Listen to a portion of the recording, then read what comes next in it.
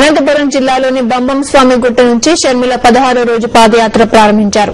ఇవాళ పెన్న అహోబిలం, కోనాపురం క్రాస్, సెక్షానపల్లి పాలలో పాదయాత్ర చేసి సెక్షానపల్లి శివారులో షర్మిల బస చేస్తారు.